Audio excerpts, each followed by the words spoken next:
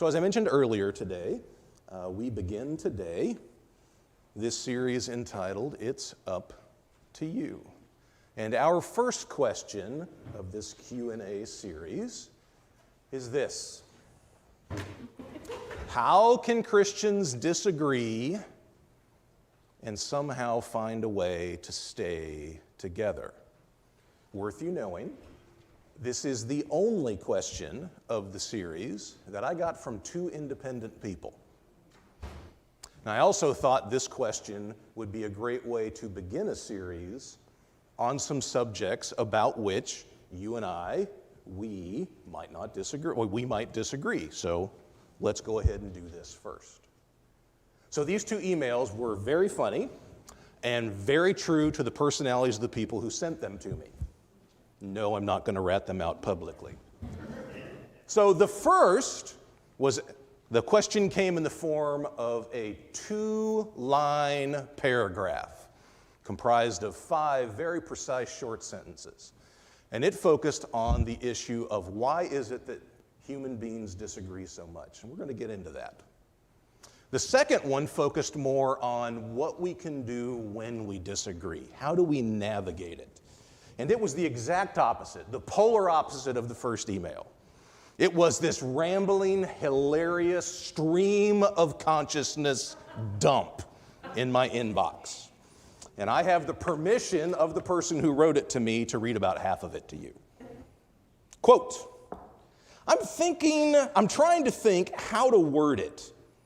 How to be brave with other Christians, how to argue with Christians, how to tell another Christian they're wrong, how to tell another Christian that they've lost their mind, how to know when to cut your losses. How do I argue with them politely? I want them to hear me out, but at the same time, I want to smack them on the head and say, what are you thinking? I don't know if I'm explaining things well, but I get so frustrated when people won't even listen to or think about anything else. Maybe there is no point. Maybe I'm wrong, and I guess they win if they make me doubt myself. I don't know.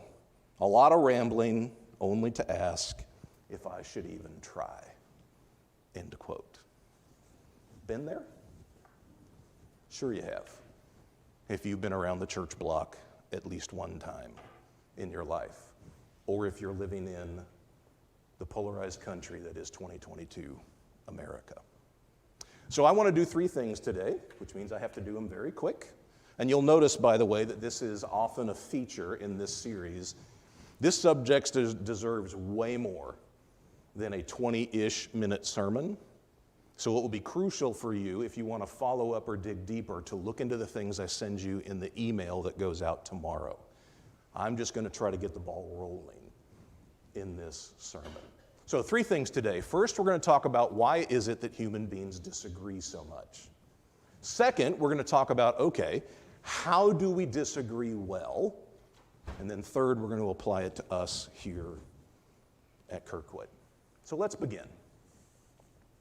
Why do human beings disagree so much? I want you to look at this text, and there are several like it in the writings of St. Paul, from Galatians chapter 5. In this text, St. Paul is differentiating between a life lived in partnership or empowered by God's Spirit and a life that's not. In fact, the paragraph that comes directly after this is the very famous text about the fruit of the Spirit. And Paul first describes what he calls the works of the flesh. And what are those? So this would be how human beings behave when God is not in the picture. This is human beings being human beings, which often means human beings at their worst. And St. Paul makes a list of what that looks like there in the middle of the passage. You see that? Now, this is an incomplete list, and he even says that at the end, that he could just keep on writing for a long time, but apparently his papyri supply was low. But what I want you to catch in this text is that there are 15 descriptive words that Paul uses about how human beings often, when God is not in the picture, treat each other. 15. Sexual misbehavior only gets mentioned 3 times. Idolatry, false gods, false worship, wrong spiritual priorities only gets mentioned twice. You know what gets mentioned 6 times? And probably 6 times being the red words, probably 8 including the green words because of their position in the list. Our divisiveness, our penchant for being hostile to one another and splintering away from one another. When Paul thinks of the works of the flesh, this is the thing that he thinks of most. Does that surprise you? It should not. Let's just say that science, especially the behavioral sciences and neurology, have come along thousands of years after St. Paul and confirmed exactly what he was driving at. What you need to know is that it is inherent to being a human being to disagree. Meaning, it's indivisible and it's universal. There is no such thing as an agreeable human being, no matter how pleasant you are. This is applicable to all. But this also means that it is impossible to expect that you are going to be able to live a life, or our church is going to be able to live a life, where we don't disagree with one another on occasion. And maybe admit with me, there is some freedom in knowing that. It doesn't mean that that the wheels are coming off the trolley when we encounter disagreement. It just means we're human. Let's explore that a little bit. Neurology would tell you that one of the reasons human beings are such disagreeable creatures is that it's a function of our actual brains. Let me explain. Your brain and my brain tries to conserve energy at all costs. It does this without you knowing. So it seeks to use as little energy as possible so that it always has energy reserves. Us disagreeing, you digging your heels in about what you already think, or you choosing to disengage uses far less energy than you learning something new, or you even listening to me attentively. So, your brain is trying to conserve energy, which means it doesn't want you to engage constructively with people. Not often. It wants you to shut down and stop thinking. Second, you ever noticed in a conversation that when you try to convince somebody that they're wrong, it only makes them feel more right? This has come to be called the backfire effect. And it is hardwired into every brain in the room. Even the most rational, supposedly logical person that sits here is still given to reacting that way when they are told they're wrong. There is something called confirmation bias that's very similar. Confirmation bias is this, and again, it has to do with energy. You only want to engage facts or information that confirm what you already think. Because if you engage facts or information that don't, you have to work hard. So effectively what I'm telling you is your brain is a couch potato. It's lazy, and it does not want to work hard. And it does not matter who you are. This is true. Can you see why our species is inherently disagreeable? Second, you ever notice that a conversation is never really the conversation? Which is to say, so there's a topic that we're discussing, but the topic is never really what's going on in the conversation. And that's because you and I are not nearly as reasonable as we like to pretend we are. No. As the great TV screenwriter David Milch says, he's the guy behind NYPD Blue, Hill Street Blues, and Deadwood. He says when he writes characters, he always remembers that reasonability is about the 17th part of what makes a human being human. And there's a whole lot else that is more definitive of our species, like in every conversation you bring your past experience to the table. And I don't know what your past experience is. Can you see why sometimes we don't agree? You bring your identity groups into every conversation. What's an identity group? The groups that help you know who you are. The groups with which you agree and have stopped thinking about whether or not you agree. They're the groups in which you feel at home. Well, I don't know what your identity groups are, but you know what? I'm going to find out when we disagree. Because that's the baggage that you and me, all of us, bring to the table when we disagree with one another. Now, let's talk a little bit more about why we disagree, but we're going to come at it from a very different angle. Up on the screen are 3 proverbs that really were culled from a list that could be about 5 times as long.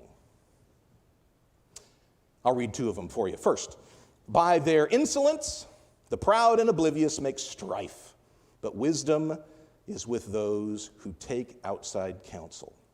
The way of the fool seems right to them, but the wise listens to advice. Summarize, please, one of the characteristics of what wisdom is biblically defined. How about this? Wisdom is a team sport. You cannot be wise alone. Let me say that again. You cannot be wise alone. Wisdom is collaborative. It is not individualistic. Moreover, biblically speaking, one of the key milestones in your journey toward wisdom is to listen to the people who see things differently than you, or who understand things in a way that you don't. If you want to be wise, there is no other route to travel, the Proverbs say. Which means the reason that human beings inherently disagree with one another is actually positive. It's because it's essential to how you and I learn and how you and I make progress. If you knew where to look in my office, there are 2 bookshelves devoted entirely to this sermon subject. But when I prepare for a sermon, I try to go in fresh and find new stuff. So of the new stuff I found this week, the quote I'm about to read to you, I think, is the thing that I found the most insightful.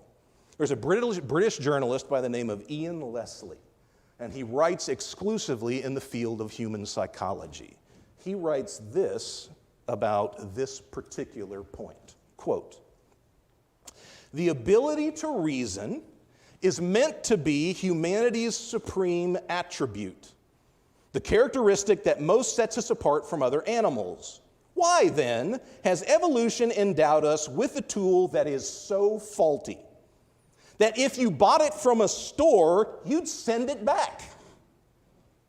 If our reasoning capacity is so bad at helping us as individuals figure out the truth, that's because truth-seeking isn't its function." Catch that. Truth-seeking is not your reason's function. Instead, human reason exists because it helps us argue and collaborate more effectively. Isn't that fascinating? That we need each other in order to find truth, in order to find solutions, in order to find wisdom. And this is part of what it means to be human, and you cannot live outside of that. So, let's pause here and make a pivot. Surely at some point along the way, you've heard the cliche at the top of the screen. Disagree, but don't be disagreeable. I think we can be more specific than that. What you heard so far is that inevitably, you and I are going to disagree, and we're probably going to disagree more often, if we were true, than we expect, because it's just part of being human. So now the issue becomes, will we disagree well? What does it mean to disagree well? And this is what I'm going to cover fastest, because there's really good online resources that I will point you to tomorrow. But I do want to say this about the list that's up on the screen, which, by the way, I'm pulling from professional facilitation training, directly from a manual of a course that I've taken. Here's what you need to know, given what we've talked about so far, about those 4 things up on the screen. They don't come natural to anybody. In fact, all of them cut across the grain of human instinct and impulse. Nobody does these things well, and the only way any of us get any better at any of them is by practice. So, number 1, if you're a professional facilitator and you have to help 2 groups or 2 people figure out how to make things work, here's the first thing they teach you to do. You need to figure out whether or not the 2 parties involved are even willing to disagree well. And if they're not, don't engage. I would say the same thing to you. For those of you who find yourself in many conversations where you're arguing about a particular contentious subject, the first thing you may need to do is reconsider how many times you need to be having conversations like that. Because if you or your conversational partner are not willing to do the hard work of disagreeing well, why start? This, by the way, in my humble opinion, would remove about 95% of all the conflicts and disagreements that happen in congregations all over the country. Because going into the conversations, the people involved in the conversations aren't willing to do the hard work of doing it well. Number 2, you want to know where to start? Again, revisit what we've just said. Don't start by trying to convince the other party that they're wrong. That never works. Start with listening and then repeating back to the person who spoke what it is that they've communicated. And don't move forward until you can repeat back to them with their thumbs up what it is that they're trying to say to you. Number 2, once you've done that, you know where you can start? Find all the places you agree. Can you feel how that would just bleed the tension out of the room? If instead of launching into how you disagreed, you found all the places where there was common ground. All of a sudden, this disagreement that seemed massive would be whittled down to size. And once you've done that, the third thing you can do is identify for each other the strength of the other person's perspective. Here's what I appreciate about what you said. Here's the insight that you've given me that I did not have before. Can you imagine how productive and constructive disagreements in your life or in your church would be if we did this consistently? Last, let me touch on number 4. Language is crucial. The Proverbs would say it carries in it the power of life and death. Do you know that there are at least 2 things you can do that are guaranteed in a disagreement to make sure that disagreement turns out positively? Number 1, say 2 words, thank you. If you say thank you for what they've shared, for the vulnerability it took, or the insight they've given you, you will turn that conversation on a dime. Express gratitude. And number 2, show a little humility. Don't go into the conversation, and as you have the conversation, your commitment to your own position strengthens as perhaps the heat rises. No. You go into it and you find a way to verbally acknowledge to whoever it is you're talking about, I'm not sure that I'm right. There are some things maybe I'm more sure of than others, but I just want you to know, I'm not God. I don't have it all figured out. And I look forward to this conversation where I bet at the end of it, I'm going to understand things better than I did at the beginning. Do you know that it is a point of fact of psychological research that if all you do is in one sentence indicate a little intellectual humility, the conversation always turns out better. This is how to disagree well. I wanted to do that fast because I wanted to get to this. How does this apply to us? Well, for starters, if you've been listening, we are going to be a church that disagrees. This is inevitable, and it is okay. That is not the question. The question is how we do it. How are we going to disagree? Let me tell you one of the things that's true about Kirkwood. One of the key pieces to its identity as a congregation, and not all congregations are like this. Kirkwood is a church that could be called a big tent church. You get the image?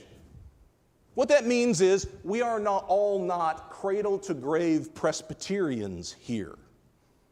We all come from different faith backgrounds and Christian traditions, and this is a good thing. It is part of our DNA. But in order to make that work, we have to be committed to disagreeing well. Which means, among other things, we need to make sure that we emphasize all the things that we have in common before we talk about the things that we don't. There's a great quote from C.S. Lewis. It's the quote that's up here on the wood sign. It's up there because it can be something we remember every week of this series as we get into subjects about which we may not agree. And the quote is very simply this: for Christian people, Christ is always their true north. How about this? Can we agree that in common, all of us on our own and together are going to look to Christ, and we're going to let Him do His work in our life, even if it isn't the same thing, and at the moment we don't come to the same conclusions? That's okay. Jesus is our true north, and He will guide us together where He wants us to go. Unity is not the same thing as uniformity. Unity is great. Uniformity is terrible. You will benefit from your life and relationships within this congregation more because we are not uniform than if we were. You'll be preaching back in October of last year, kudos to you if you do, about this great Presbyterian idea that in Presbyterian churches, God alone is the Lord of the conscience. I'll put a link to that sermon in case you want to refresh your mind with that idea sometime during the week.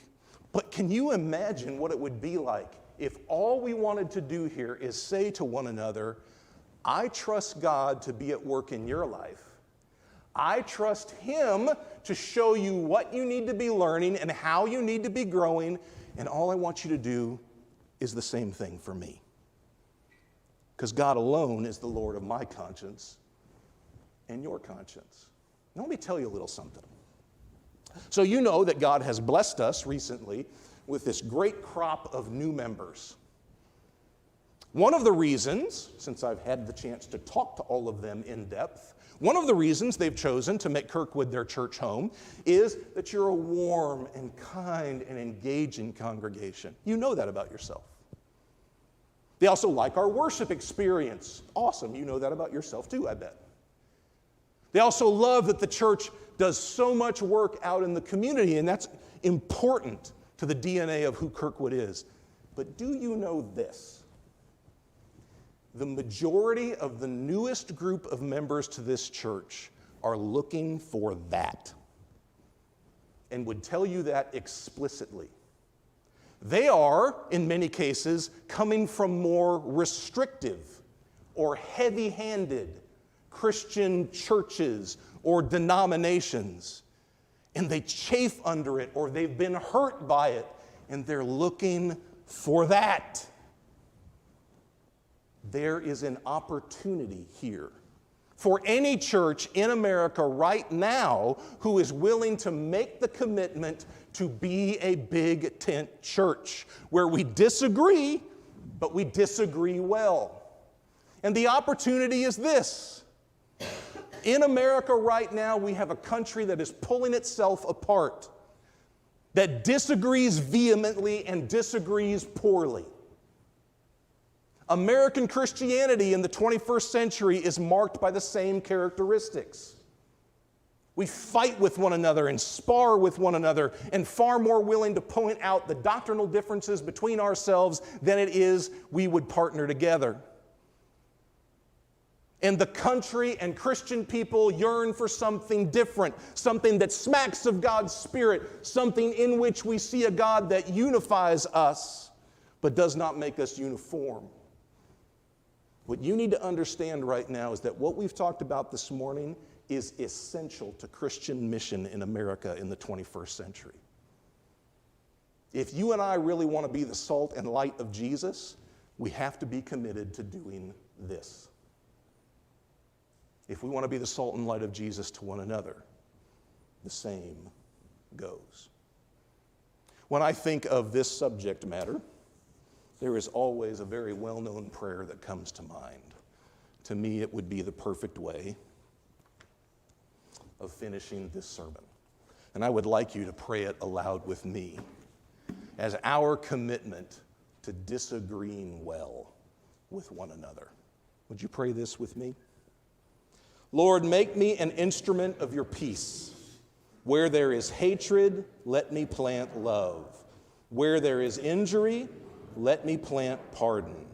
Where there is doubt, let me plant faith.